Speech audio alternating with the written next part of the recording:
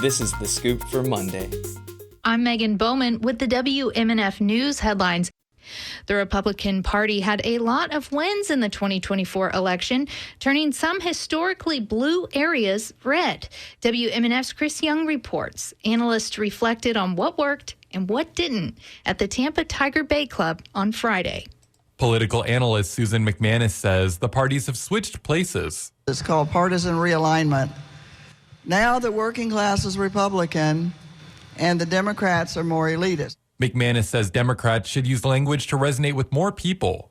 Editor-in-chief of Creative Loafing, Ray Roa, who is also a host of WMNF's The Skinny, says Republicans saw greater returns because they put in the work. Democrats can talk about getting wiped off the rolls and things like that, but at the end of the day, the Republicans were just out there knocking on doors. They discussed local wins and losses, like the passage of Hillsborough's community investment tax. It's a 0.5% sales tax used to fund projects around the county.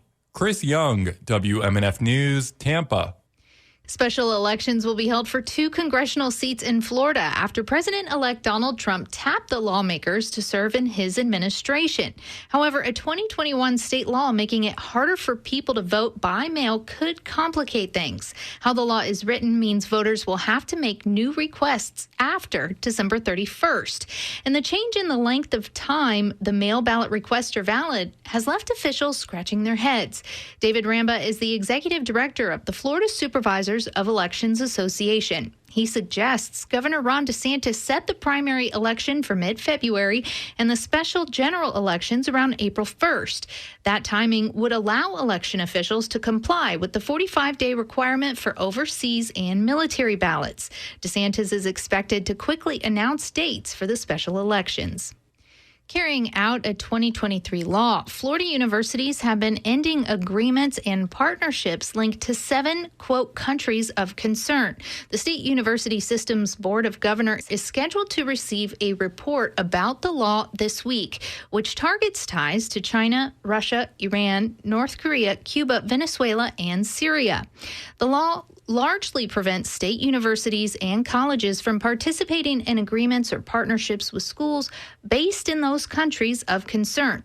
Background information prepared for Wednesday's Board of Governors meeting says 4 of Florida's 12 universities reported that 140 agreements, partnerships, and contracts were in place before the 2023 law took effect. Universities have terminated 77 of those and allowed 47 to expire. Others will expire in the coming years. The Florida-based budget carrier Spirit Airlines has filed for Chapter 11 bankruptcy.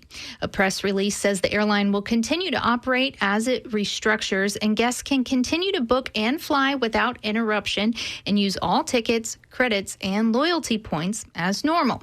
The low-cost airline has struggled to recover since the pandemic and has lost more than $2.5 billion since the start of 2020. Spirit faces more than $1 billion in debt in the upcoming year. The last bankruptcy by a major U.S. airline carrier ended when American Airlines emerged from Chapter 11 protection and merged with U.S. Airways in 2013. Donald Trump's choice of Matt Gaetz as Attorney General has many Justice Department employees reeling.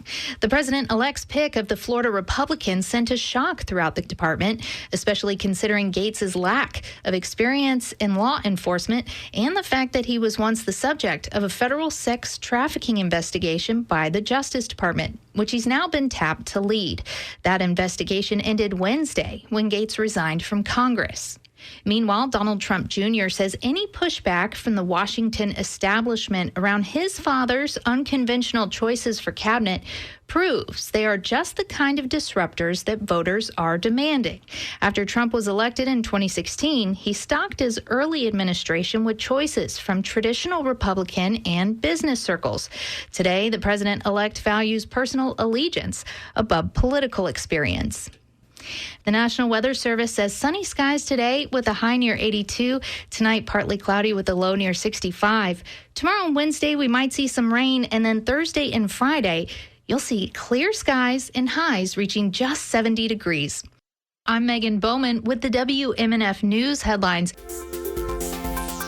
This is The Scoop, recorded at WMNF Tampa.